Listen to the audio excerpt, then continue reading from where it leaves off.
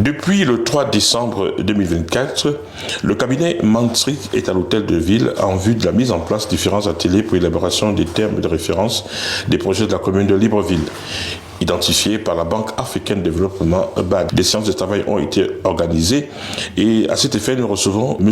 David Burukunda, expert au cabinet Manstrik, qui va nous édifier un peu sur les différents travaux, les séances qui ont été organisées avec le corps administratif de la mairie de Libreville.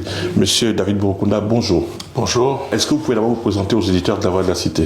Oui. Donc moi je m'appelle David Burukunda. Je suis consultant avec un peu plus de 25 années d'expérience. J'interviens principalement sur de la stratégie, du management et de l'ingénierie, avec une très forte spécialisation dans le domaine du numérique. Je suis également le vice-président de la commission informatique dans l'ordre des ingénieurs du Gabon, donc OIG, qui est un ordre qui regroupe un peu plus de 600 ingénieurs et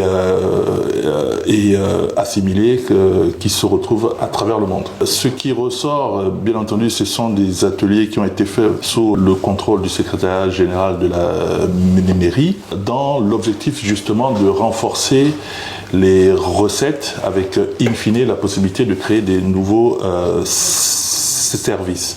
Alors, ce qui est très intéressant à travers les différents échanges que nous avons eus avec les directions générales impliquées, qui sont principalement la direction générale des affaires économiques, la direction des ressources humaines, la direction générale de l'environnement, pour ne citer que cela. Ça nous a permis, à travers une démarche participative et inclusive, de justement brosser et de cerner toutes les opportunités qui pourraient se dresser en termes de nouveaux services générateurs de revenus.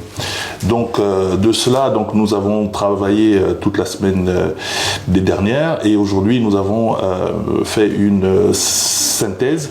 De cette synthèse, nous sommes arrivés sur le fait que c'est vraiment un appui au renforcement des recettes de la mairie. Donc, pour aller un peu plus dans le détail de ce qui a été fait, il faut savoir une chose, c'est que l'objectif de la mairie aujourd'hui, c'est bien entendu d'avoir une portée sociale, mais cette portée sociale ne peut être prise en compte aussi que par un renforcement de ses capacités, par la création de nouvelles chaînes de valeur, par la création de nouveaux services. Donc c'est de ça dont il s'agit. Alors après avoir eu des séances de travail avec les différents responsables municipaux, est-ce qu'il y a des projets qui ont été retenus et comment ces projets ont été élaborés pour qu'ils soient, disons, qui bénéficient de l'appui de la Banque africaine de développement et, comme vous l'avez dit, et qui puissent générer des recettes à la mairie de Libreville. Quels sont ces projets? On a essayé de partir sur une démarche en 3 phases. Là où nous sommes partis déjà sur des constats, une petite analyse de l'existant.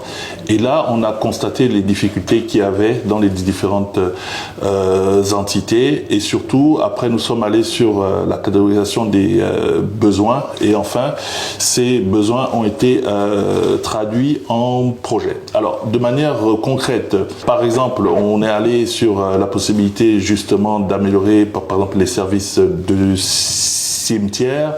Nous sommes allés sur la possibilité, par exemple, de créer des crèches municipales. On est allé sur la possibilité de maîtriser, par exemple, tout un processus opérationnel d'une fourrière avec la possibilité d'avoir des procédures de démantèlement, d'avoir un service de contrôle des véhicules au sein de la mairie. Il y a eu aussi, par exemple, la possibilité de partir sur un meilleur contrôle des bassins versants, sur des parkings payants, sur des toilettes publiques payants.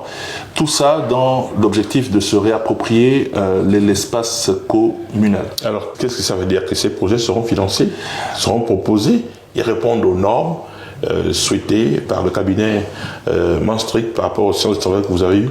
Alors, en termes de normes et avec les différents échanges que nous avons eu avec la coordination de projets, seuls les projets éligibles sont ceux justement qui sont générateurs de revenus. On a par exemple vérifié cette possibilité-là à travers les différents échanges que nous avons eus. Donc oui, en termes d'éligibilité, il faut in fine que tous ces projets puissent créer une certaine valeur et générer une source de revenus. Ça ne veut pas dire systématiquement que c'est un impôt, non, ça veut dire que ça peut être par exemple une taxe ou plusieurs taxes qui vont être pris en compte tant qu'il y a un service qui est mis à disposition par les services de la mairie. À travers les projets, il y a un projet qui est revenu tout le temps, c'était un projet de renforcement par exemple de la gouvernance, puisqu'il y a des difficultés sur les périmètres de responsabilité, donc il y a une partie gouvernance qu'il faut prendre en compte, il y a une partie aussi liée à la décentralisation, hein, parce que la décentralisation, comme vous le savez, ça existe depuis, elle a été appliquée depuis 1996, mais aujourd'hui on a des difficultés pour son effectivité. Donc pour justement rentrer dans cette effectivité, il y a des ajustements à faire au niveau des textes et aussi par rapport aux différents accords qu'il y a avec les administrations partenaires. Alors pour la fin de notre entretien, Monsieur David Bourokounda, vous repartez avec la satisfaction du travail bien fait. Et puis, qui va proposer ces projets-là là-bas? Comment ça va se passer? Alors, oui, nous sommes satisfaits déjà par la collaboration à l'unanimité des experts de la mairie, notamment dans les directions impliquées. Ils ont joué le jeu, ils ont été très professionnels.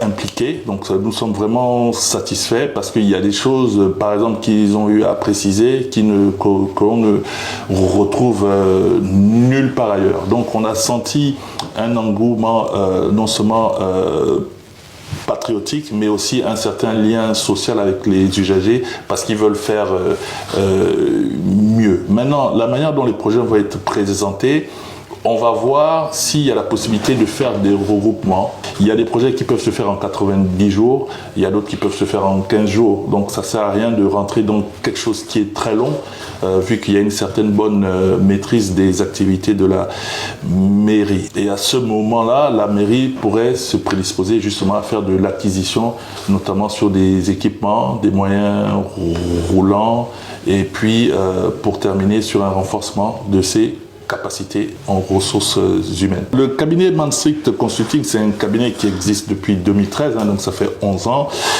On a commencé notre cabinet ici à Libreville. Et en 2018, nous avons créé Maastricht Consulting France à Paris.